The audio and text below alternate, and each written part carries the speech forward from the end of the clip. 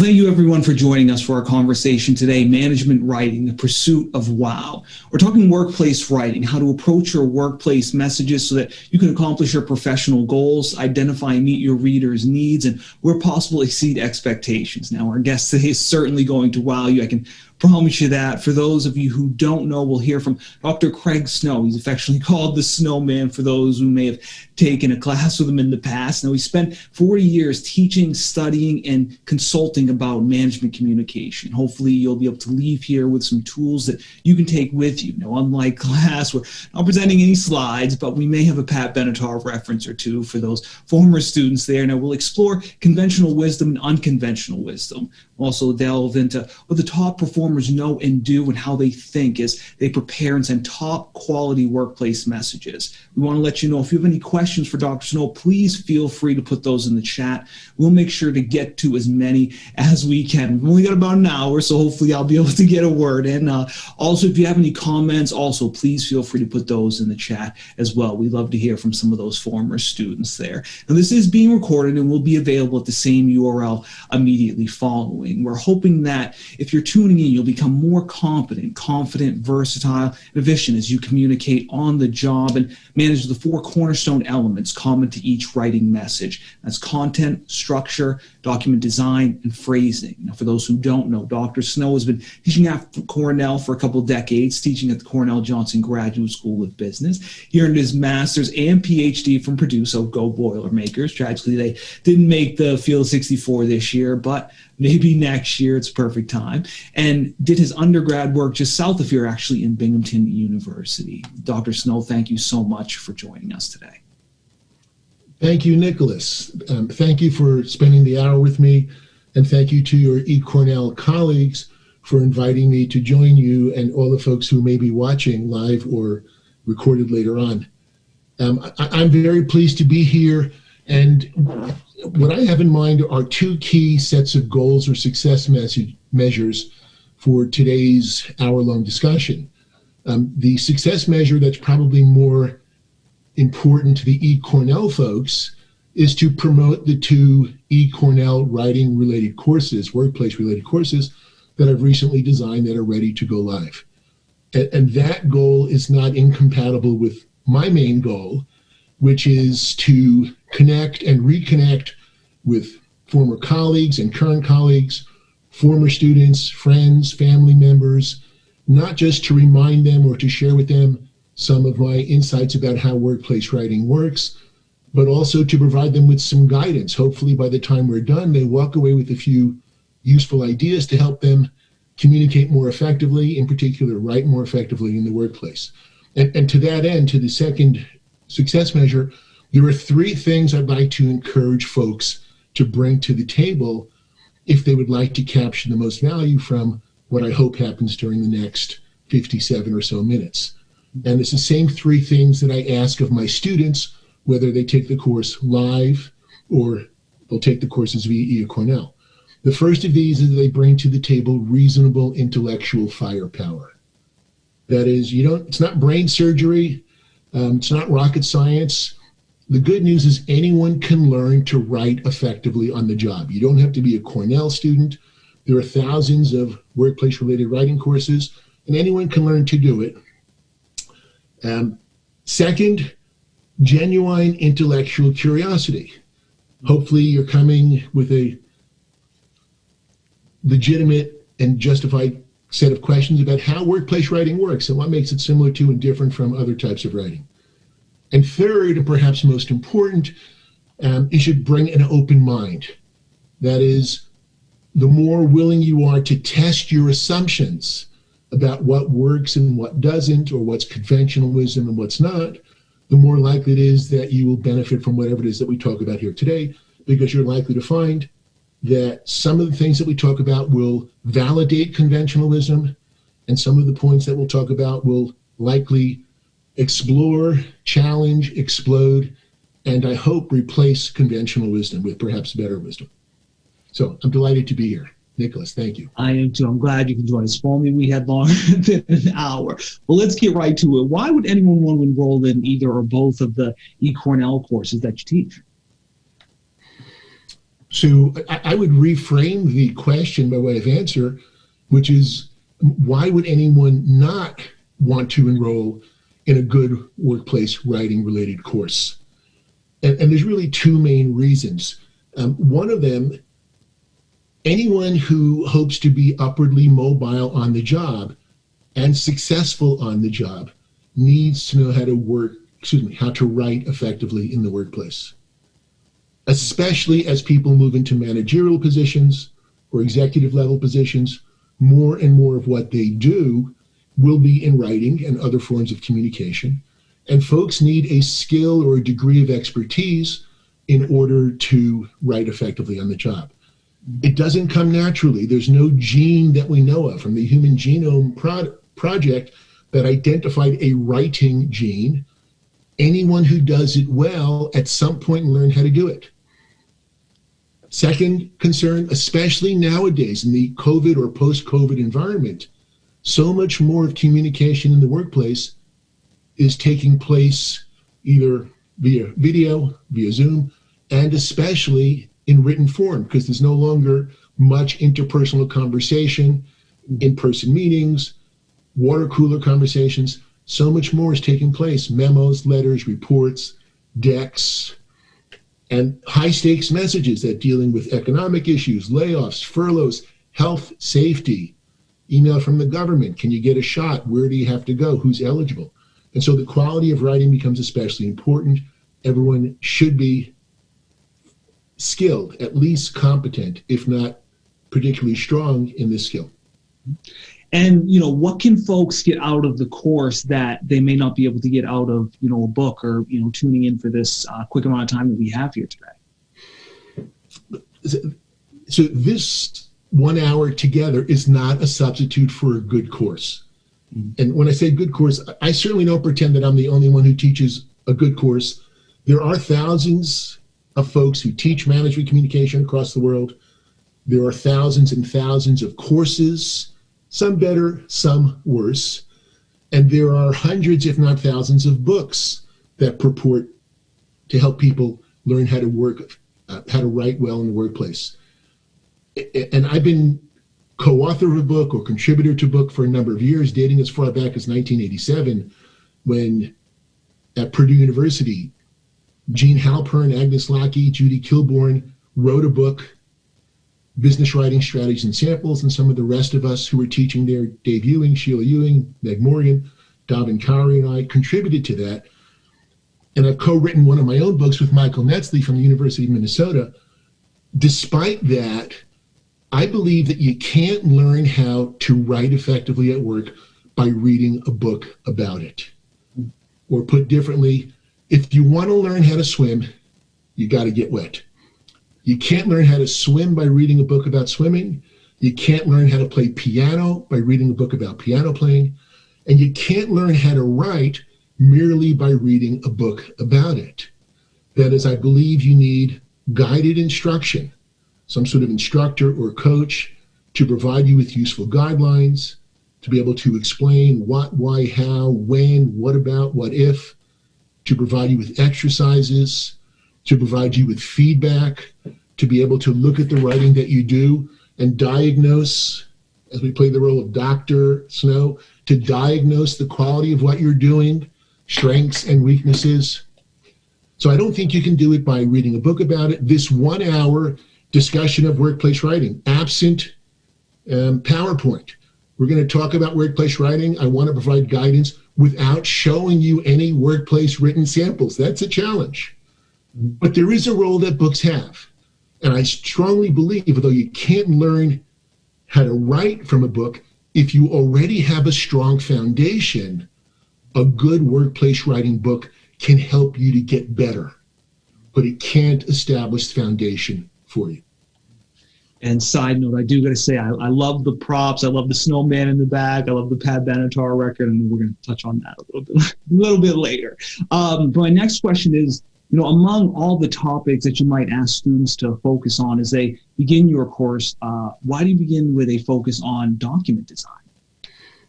So that's an important question. It's a legitimate question. It's one I think that my students wonder about too. And so during your introduction, Nick, You pointed out that the way in which I teach now is I try and help people to be competent, confident, versatile, and efficient as workplace writers. What I focus on in any course that I teach are four main elements, what I call the four cornerstones. And those are document design, the visual display upon the page; content, the topics, points, and support that we address within a message; structure, what goes into an opening; how to make sure a middle is logically structured; how to make the closing effective; and then what we call style or sentence level choices of vocabulary, phrasing, tone, sentence structure, punctuation.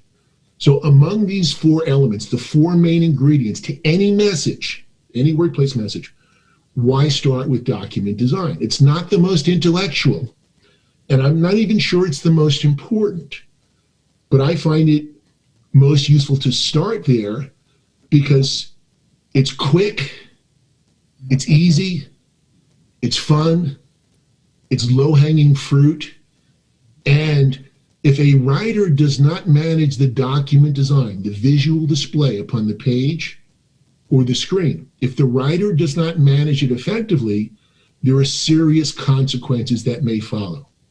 So the document design, the key principles of document design, there's three. Any message with effective document design should be visually inviting, that is easy on the eye. The reader should want to read it, as opposed to they'd rather go to the dentist than read that message. Beyond being visually inviting, it should be high in skim value. That is, the reader should be able to look at it from a bird's eye view and discern the structure, the main topics, the main points, and be able to read it word by word. This concept of high in skim value was coined by Mary Munter, a colleague who, until her retirement recently, taught for a generation at not only Stanford Business School, but also Tuck at Dartmouth University. So Mary coined the term, and it's a great term, skim value, to describe what we try and build into our messages. One of my former students, Katie Kreifels, chose another metaphor. She said, what skim value is about is ease of navigation, making it easy for the audience to read selectively, to not have to read an entire message. If it's 3 or 5 pages, they should be able to find just the section they want and focus there, to skim or skip around. If someone wants to review later on, they should be able to review and find quickly just the section they want instead of jumping around. So visually inviting, high in skim value. And the third principle for a document design feature would be conventional in format or conventional in dress, which is to say a resume should look like a resume, not like an essay, or memo reports should look like memo reports, or PowerPoint decks, reading decks should look like decks, etc. So we start there, and a final comment there.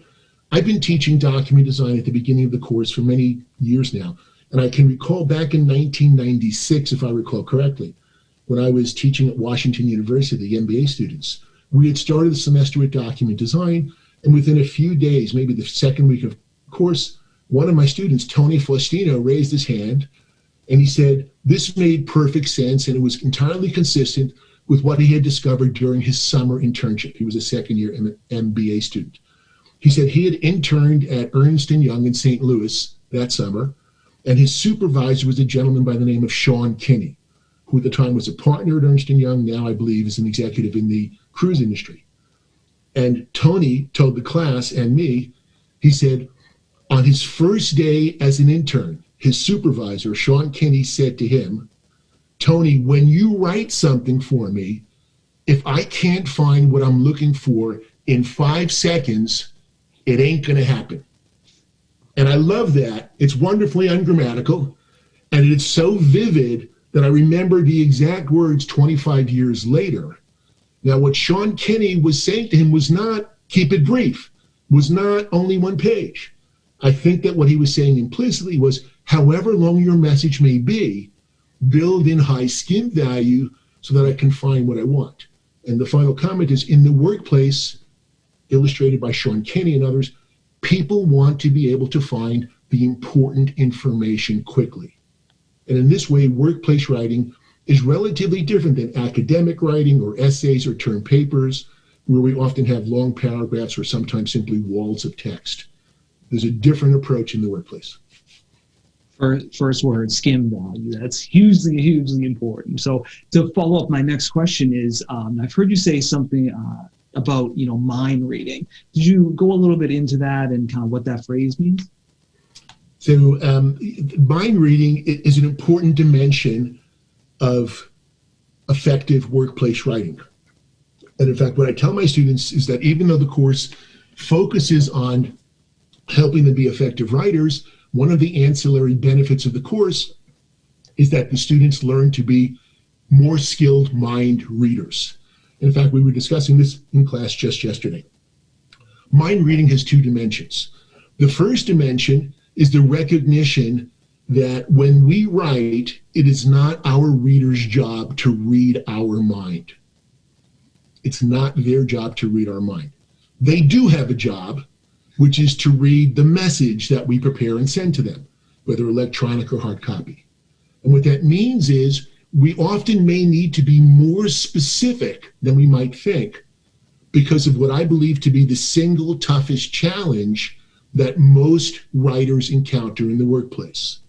And of course, Nick, you're going to ask me, what's that tough challenge? And I'm happy to anticipate.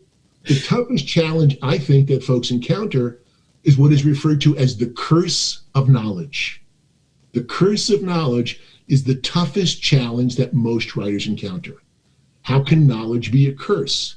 Well, what this concept explains is that when we write, and frequently when we speak presentationally as well, our ideas are so clear and so vivid in our own mind that we are often blinded by our knowledge, and the resulting message that we write or the presentation that we deliver is not sufficiently specific because we see in our mind what we know.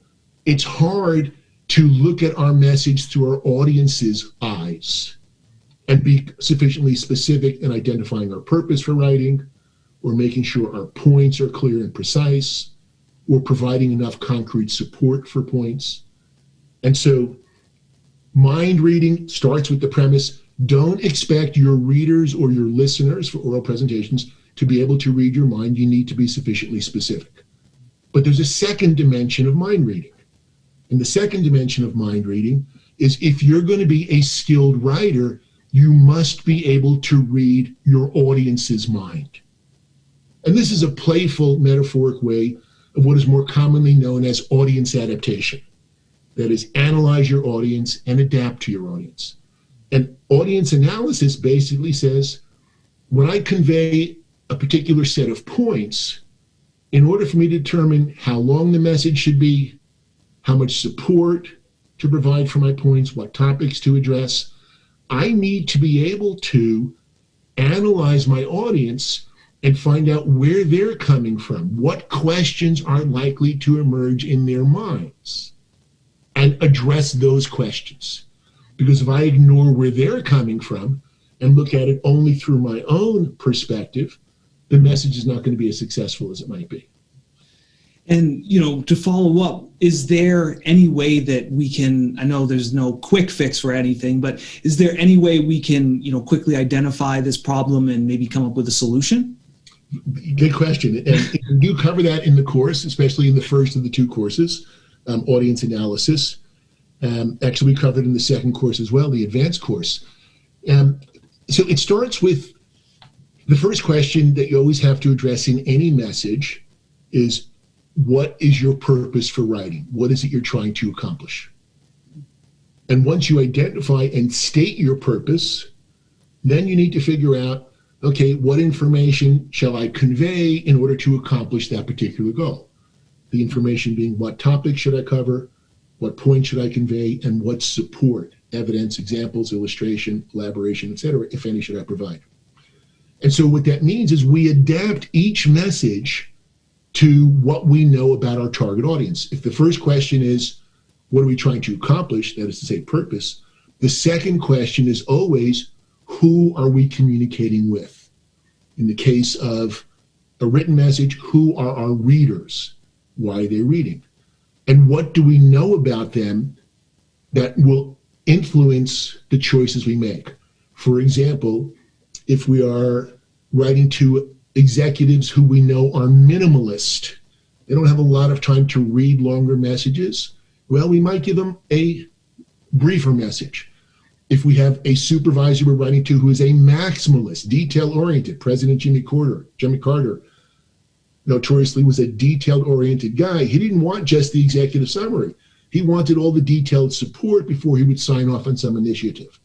So the more you know about your audience, the better you can adapt. Similarly with terminology, jargon, specialized terminology. Is the audience familiar with the terminology or unfamiliar with the terminology?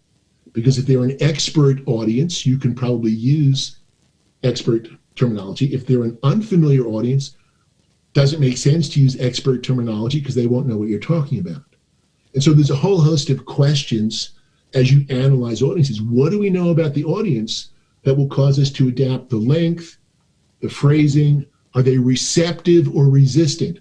A whole host of questions that help us to make decisions as we craft our messages. It's interesting you brought up Jimmy Carter. I can see him in my mind now, like building houses down there in Georgia, being super detail-oriented, building houses for the low income down there. No, I do want to switch gears and see, how have you seen communication style change from when you first started teaching, about 40 years ago to now? So you're right. I first started teaching business communication, business writing, back at Purdue University in 1981. And I had the very good fortune to have as mentors there, the first year I started teaching, Jean Halpern, who was the director of business communication at Purdue. She eventually got tenure, stayed around for a while, and moved on to McKinsey as a senior communication specialist. And also Dave and Sheila Ewing, who were the assistant directors, and they trained me when I was a new instructor and knew, little more than my students. I was about a chapter ahead of my students teaching a business writing course. And the most common question I get asked is the one that you just asked me. How has writing changed? And more specifically, people ask, hasn't writing gotten worse? Haven't students gotten worse as writers? You've seen this for 40 years. And to answer the second question, I would not agree that students or learners or workplace professionals have become less good writers. I don't think that that's true. I would speculate that the writing is neither more or better nor worse than it was 40 years ago. Anyone who does it well at some point learned how to do it well. Any good writers I've taught, when I used to teach freshmen at the hotel school and graduate students, if freshmen came in at strong levels because they had a high school teacher somewhere who pushed them really hard. And if they didn't come in at a strong level, hopefully I did my fair share of pushing them. And I think there's enough who would attest to that. I think the scars have healed. But somewhere along the line, they had to get pushed because, again, it doesn't teach itself. So I don't think it's necessarily better or worse. And that aside, it's hard for me to gauge because I'm looking at the quality of student writing from a different perspective now in 2021 than what I did in 1981. I have a more robust sense of what's available, and my standards are higher, frankly, than they were back in 1981. So I'm not looking at it from the exact same vantage point. But the second part of the question, again, how has it changed? I would suggest that over time, communication, workplace communication has changed in two main ways. The first of them deals with technology. The advent of the personal computer, whether desktop or laptop or whatever it is that we work with, has made it easier for us to plan and revise messages and to get messages out anywhere on the planet with relative ease. And that was not the case in 1981 when we had typewriters. And those of us, who were writing doctoral dissertations back then, we would either type it ourselves or pay a typist. And I think our professors back then were less inclined to ask us to revise and improve and revise and improve because they didn't want to impose that burden on us. But now with computing, fast and easy, is this your best? Can you do better? The second, beyond technology, I would suggest is much workplace writing is less formal than it used to be. Just as business dress, literally dress in business, has become more casual, in part because of Silicon Valley, but also throughout the workplace. Such is true, or it's similarly true in workplace writing. There's much more degree of casualness or conversationalness to what we do in much, not all workplace writing, but there's a broader range of casual as opposed to formal writing than there was not only 40 years ago, but certainly 100 years ago or even more. And I actually have a great follow-up question that's right on topic from Brandon. He asks, how has quick messaging, so text messaging, Slack, everything like that, changed the way we effectively communicate in the workplace? Or I guess, when is it important when we send an email as compared to just a quick text message or a quick Slack message? It's a good question. I don't know if that's Brandon Beiser. If it is, let me send a call out, a shout out to Brandon, one of my top students. He's a member of the Snowman Survivor Hall of Fame.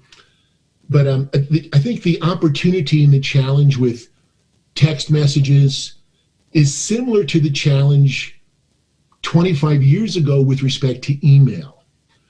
And there's a two-part answer. Number one, we expand the range of options with regard to degree of formality. Text messages tend to be informal, frequently incomplete sentences. Many writers take liberties with grammar, mechanics, orthography, spelling, capitalization, emoticons, and that's typically accepted in that channel. It reminds me of when email first came about, at least here at Cornell.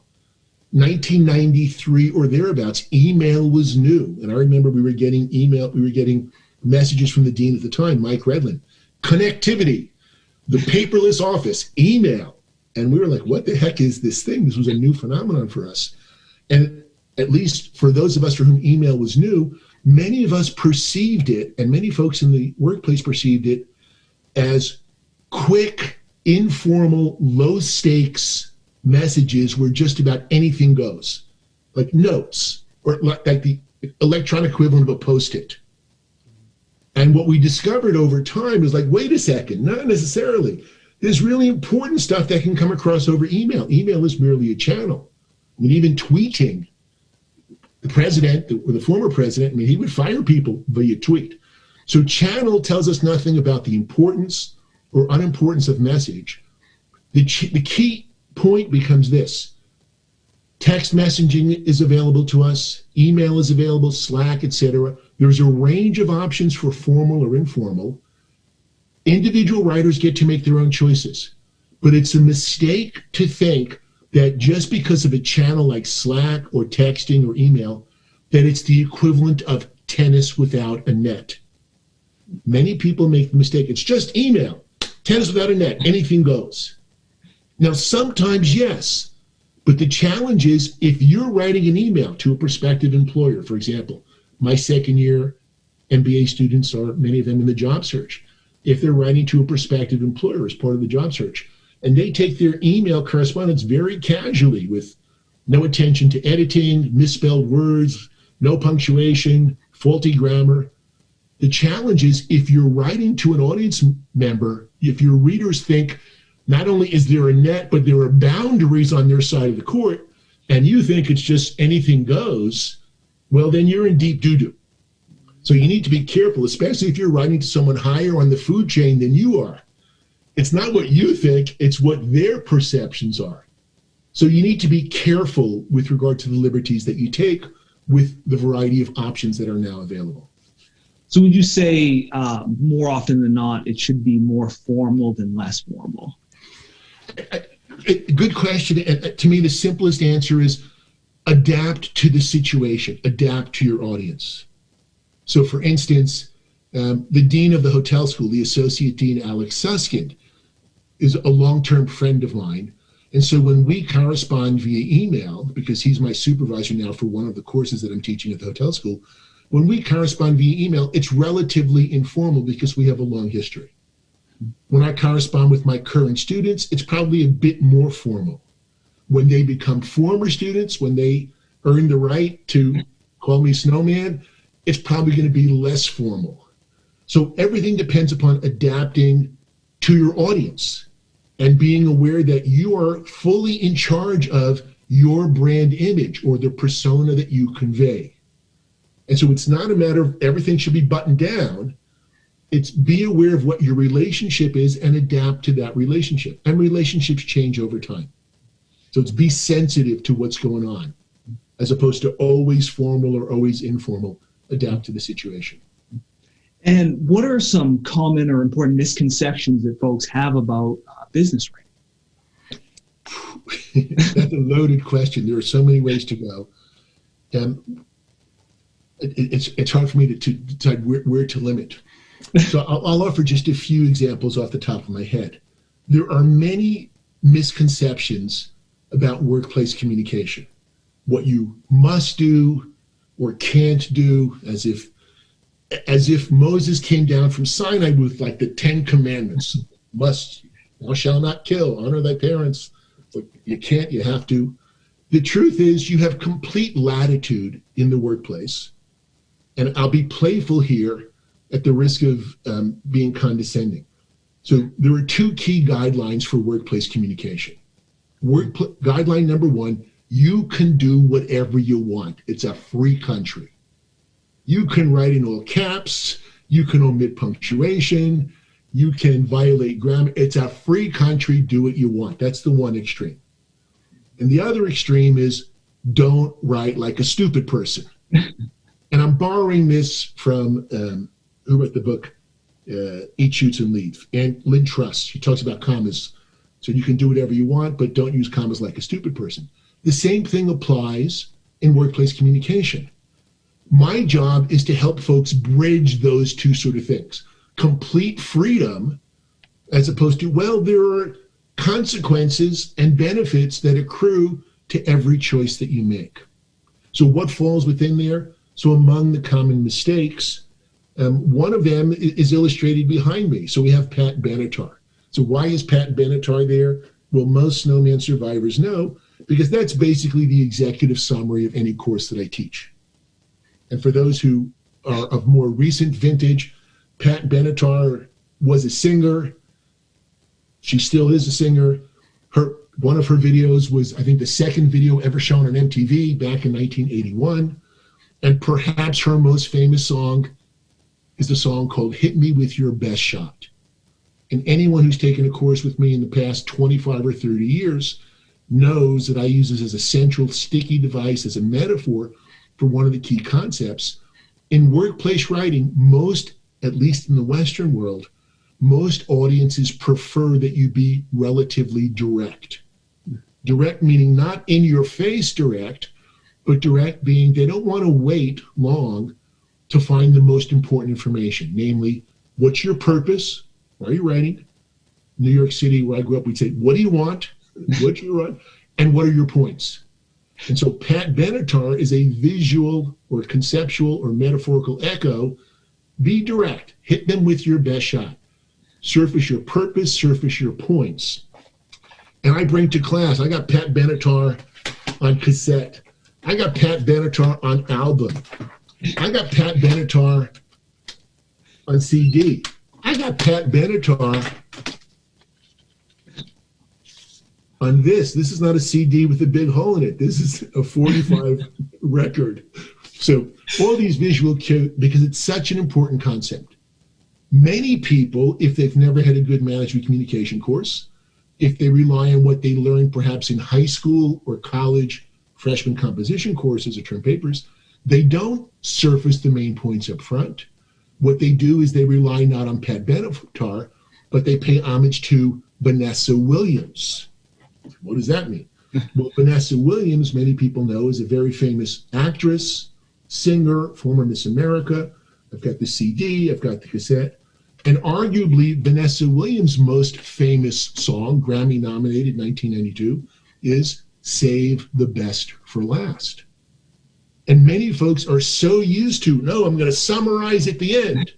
Save the best for last. Why? Why? Your readers don't want to wait till the end? Oh, don't keep them in suspense. And I've had students say, well, no, if I tell them all my main points up front, they won't read the rest of the message. Well, that's their prerogative. But Executive level readers, managerial readers, these folks characteristically are busy. You write a 3-page message, a 5-page message, even a full-page message. They may choose to read or not read, to skim or skip. When we pay homage to Pat Benatar, when we hit them with the best shot, purpose and points up front, we make it easier for them to choose how they're going to read the message. So we'll even just stop at those. So there's a variety, there's quite a few more weaknesses that I can identify or mistakes that people bring to the table. Sure, I love those references. It's a nice little reality check to know just how old we both are. Nice little reality check.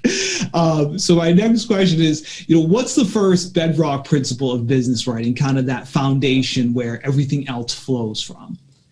So in the course of trying to figure out over 40 years how business communication works well, writing and public speaking, I've been in continual search for what are the foundation principles.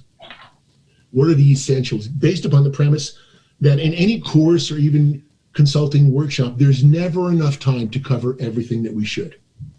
Never enough time. And so given the constraints of time, I need to focus on the important principles and features to make sure folks are grounded.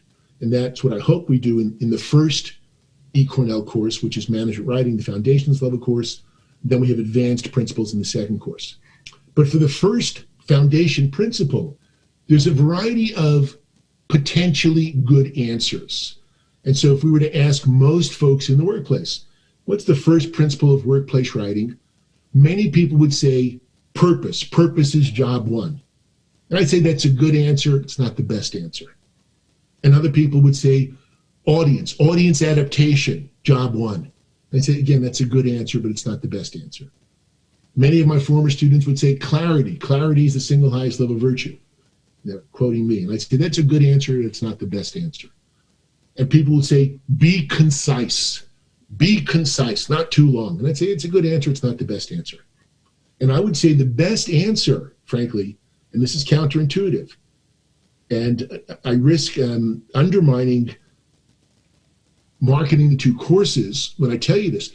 The first principle of effective workplace writing, I now think after 40 years, is don't write unless you need to write. Now, what does that mean? I use this same principle in my courses the first day of class, and students say, wait a second, we enrolled in this class to learn how to write well. And the first key lesson is don't write unless you need to write. The same thing is true when I do consulting training for clients. And I'll do a day-long, a 2-day, a 3-day workshop.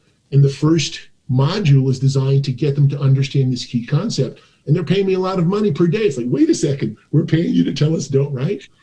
And the reason I suggest this is writing as a channel for communicating ideas is not an especially efficient channel. There's a great deal of cost that comes with writing. It takes time to prepare a message. There's a potential ambiguity because it's not synchronous. It may get lost. It may not be a good investment of everybody's time.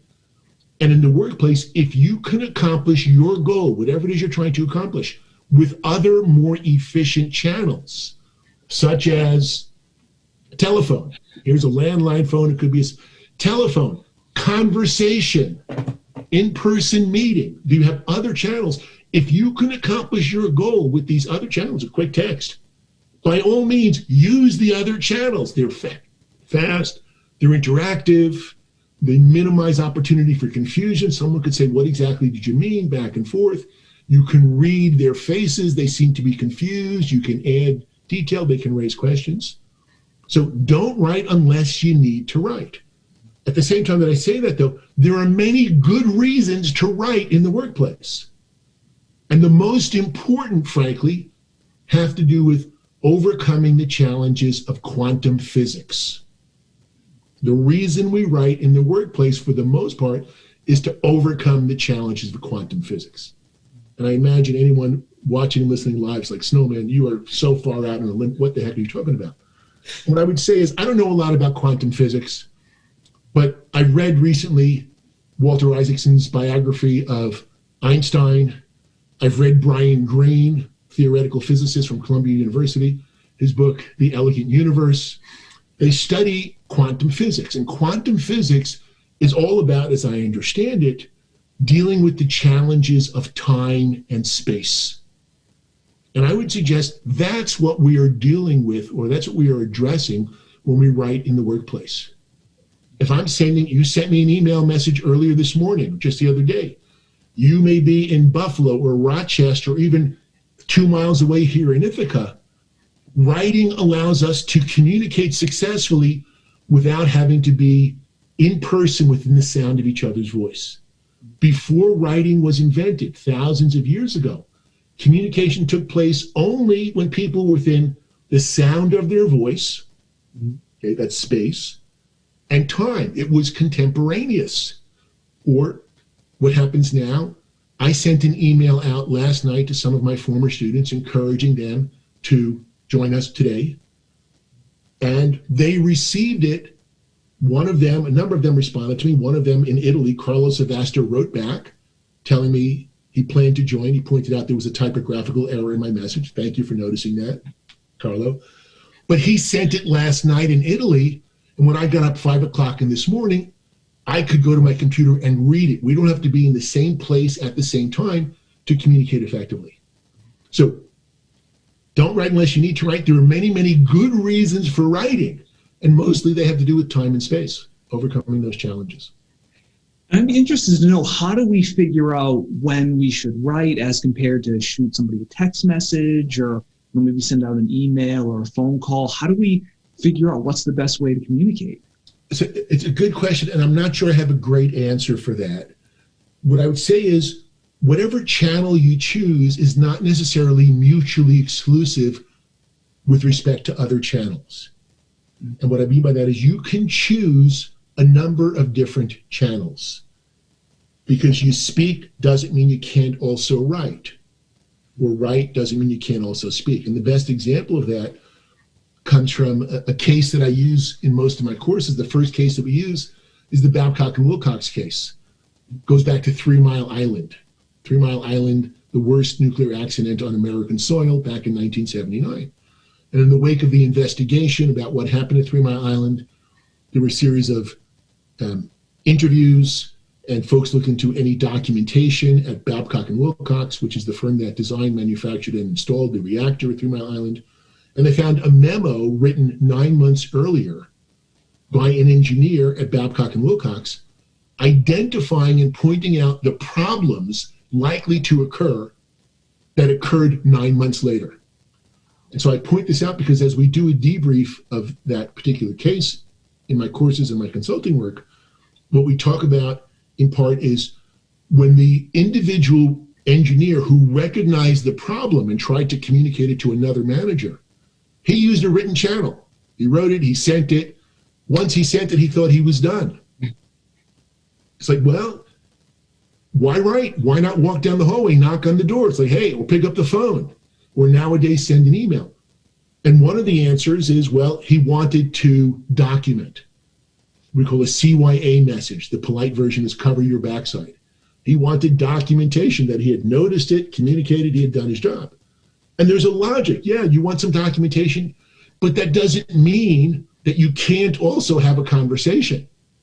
Because back then, 1979, the time it took to write, to print, to put it in an internal envelope, to go through the mail system, to wait for a response. Time's a wasting, folks. This may be imminent. So you can use a variety of channels. The more specific answer, though, is be aware of all the channels that are available. And again, the immediate channels are a conversation, or a telephone call, or a text message, or an email message, or Slack, or a meeting, or a water cooler conversation. There's lots of channels. What works best? Sometimes just walk down the hall, knock on the door. Hey, can I chat? And we actually just got a great question from Juan, actually. So he asked, can you explain the difference between writing in passive voice as compared to active voice and the impact it might have on the reader in both styles? Sure. So active and passive voice, so I have good news. For those who have been told they have issues with active or passive voice, I have good news and I have advice. The good news is if you write a sentence using active voice, you are grammatically correct. And if you write the exact same sentence using passive voice, you are equally grammatically correct. The good news is neither active nor passive voice is more or less correct than the other form. And I'll give you a quick example of active versus passive voice. We can say, for example, Tom threw the ball, Tom as in Tom Brady, Tom threw the ball, active voice, an actor acting. The subject comes before the verb. Tom threw the ball. We could also say the ball was thrown. The second one is passive, and it's what language specialists refer to, a type of phrasing where there's a form of the verb to be, in this case was, what's called the past participle of the verb, thrown. The ball was thrown, passive voice. Or we could say the ball was thrown by Tom. Still passive voice. Form of the verb to be was, past participle thrown. Now, between those two approaches to the same sentence, Tom threw the ball was thrown. Does it matter? Well, in the workplace, most readers would prefer active voice. Most readers would prefer active voice because active voice is typically more direct. It is typically more concise, the same meaning, sometimes in fewer words. And if there's a lot of writing that uses passive voice, it sometimes gets annoying. And often I have students who use passive voice because they're not aware they can use active voice. They're not aware they can use personal pronouns. I threw the ball. I recommend that. They say, it is recommended that. I say, who's doing the recommending? I am. Why didn't you say you? Well, my freshman English teacher said I'm not allowed to use pronouns in essays. Well, good news, we're not writing essays. We're writing business communication. Personal pronouns, I and you, are perfectly fine. Mm-hmm. So active and passive voice are equally correct, but usually readers prefer active voice. Now, sometimes it doesn't really matter. They're equally effective. Sometimes it does. And I could say, as a final example here, active voice is preferred. I could say that.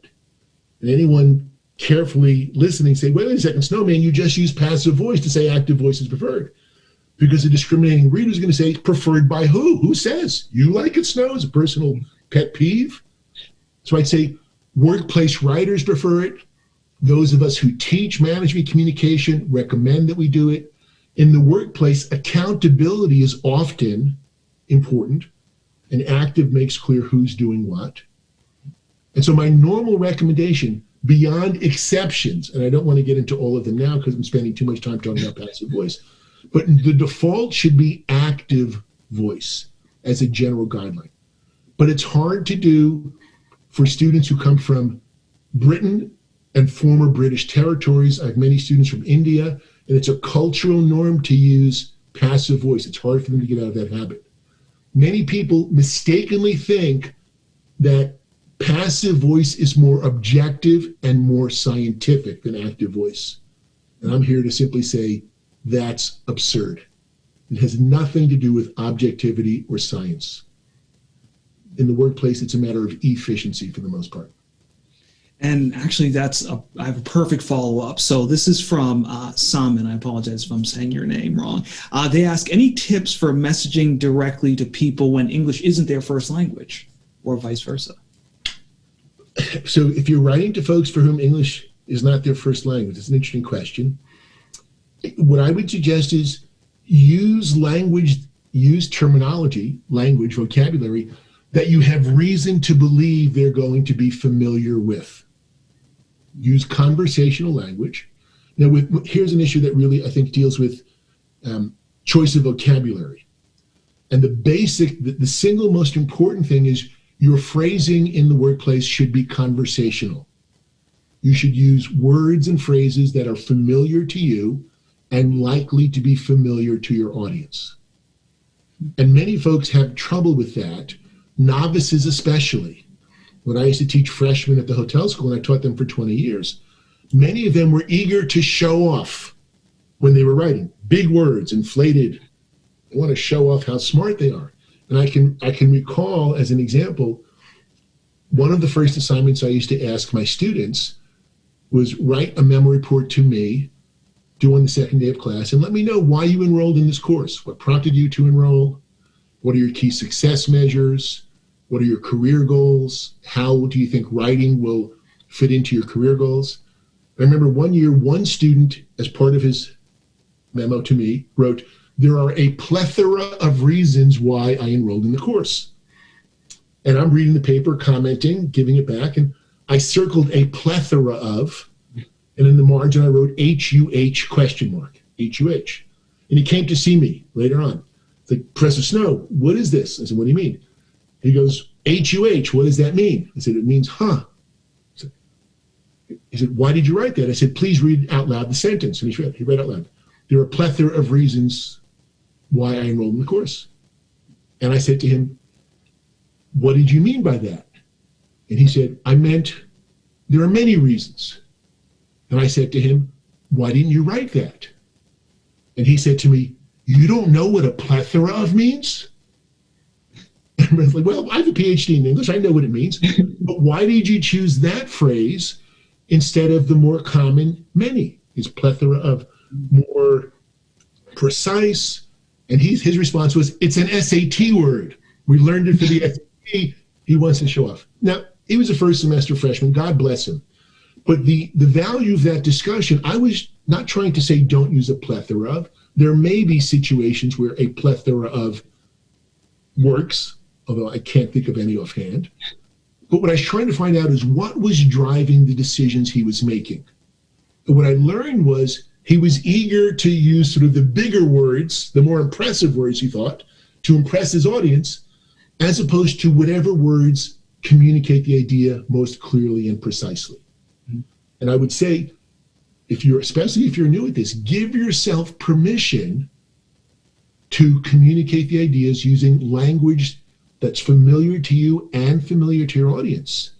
You're not going to impress with big words. And I'm going to say that differently. I don't know any workplace professional, from Michael Semblist at JP Morgan Private Bank to Jeff Grogan out on the West Coast at PennyMac Financial Services, to Russell Pilar, to Dawn Block for Dawn Block Consulting.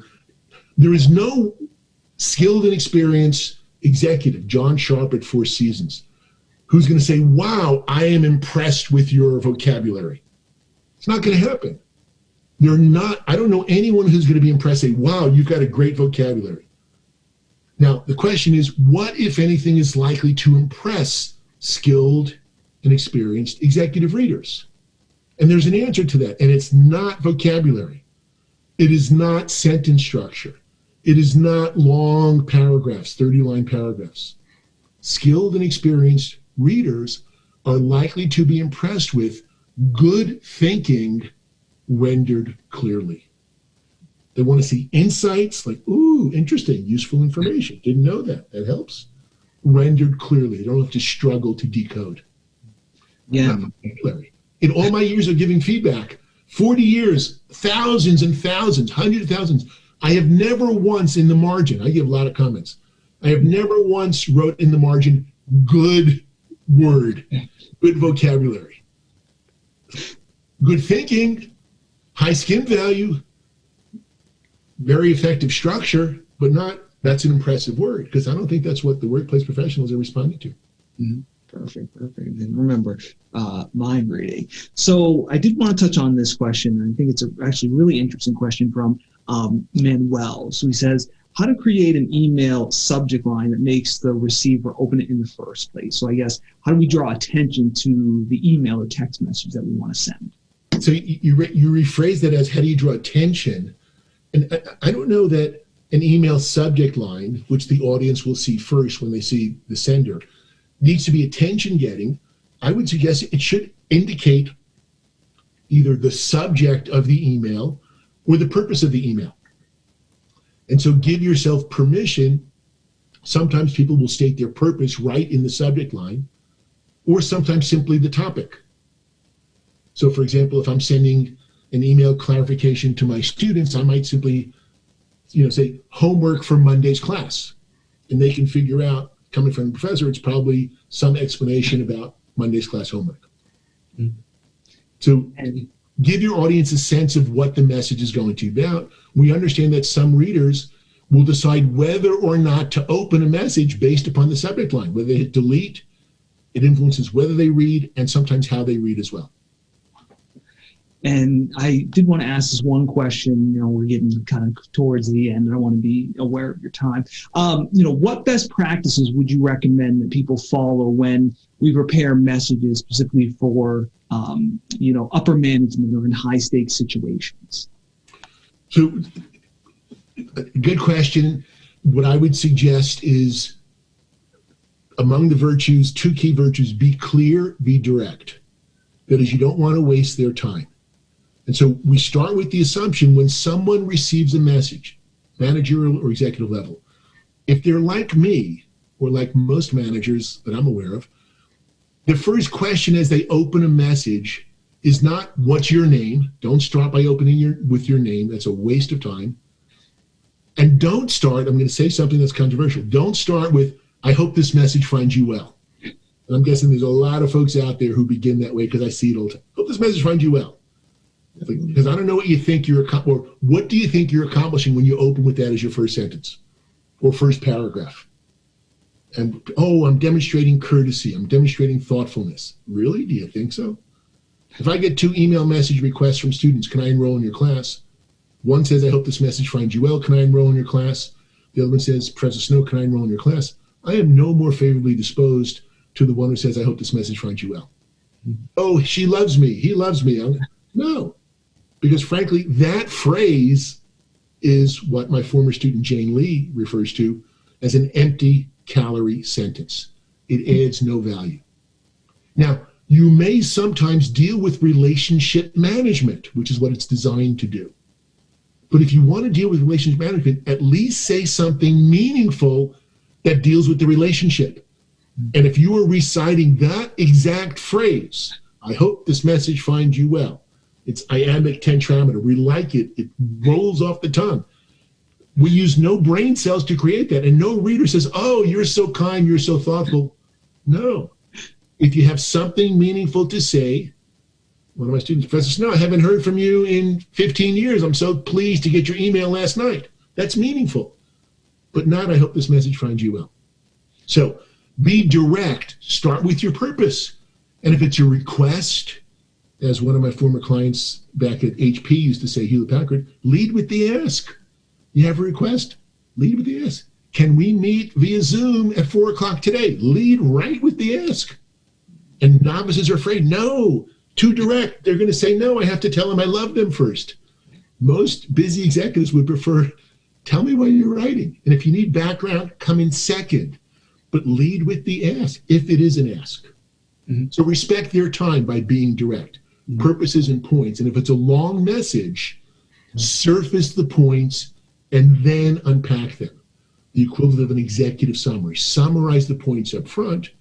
And sometimes the busy executives, that's all they need. They can make a decision. Mm-hmm. And if you lead with the points and then unpack them, you give them the latitude. If they want more detail, they can read the rest. If they don't need it, they can stop and respond. I wish we had more time. I feel like we always breeze through these hours. We have so much more to talk about. I want to thank everybody for their questions. Sorry we weren't able to get to everybody's questions, but luckily we were able to hit a few. So, Dr. Snow, I want you to leave us with, one nugget or one thing that the audience can take away from our conversation today. She's right behind me. He's right behind me. Executive summary. Hit me with your best shot. Understand how that works. And related point 2, it takes a while to learn how to write effectively in the workplace. And even the students who either take a 10-hour course with me through eCornell, or a 7-week course with me at the Johnson School, or a 14-week course with me at the Hotel School, you're not done at the end of the course. If I'm doing my job properly and you're doing your job properly, what we have done is set a strong foundation for you to keep learning, to build upon, to get better and better. And you get better, hopefully, with a course to set the foundation. And then you'll read some books that will help you get even better, whether it's Mary Munter's book, Guide to Managerial Communication, or Ed Bailey's book, Writing and Speaking at Work, or a variety of others that I would recommend. But you can keep getting better and better and better. And also, one way to get better is pay attention to the messages that you receive, that you're the audience for. And when you find yourself responding favorably to a message, use your analytical skills. What did the writer do that caused me to respond so favorably? And on those occasions when you encounter pain when you read, when you receive a message like, oh gosh, use your analytical skills. What went on here? Is it paragraph size? Is it vocabulary? Is it ambiguous? Is it indirect? Because you can identify, I hope, what are those weaknesses to make sure that you not only don't replicate those weaknesses, but you figure out what it takes to overcome them in your own writing. Sounds good. Well, thank you so much, Dr. Snow, the Snowman. Thank you so much. And I want to thank everybody for joining our conversation today. Again, if you missed out on the first half or anything like that, the URL will be available immediately following our conversation. You can just hop back on that same URL or watch later at your leisure. Again, he's Dr. Snow. I appreciate you guys all for joining us. Have a good rest of your day.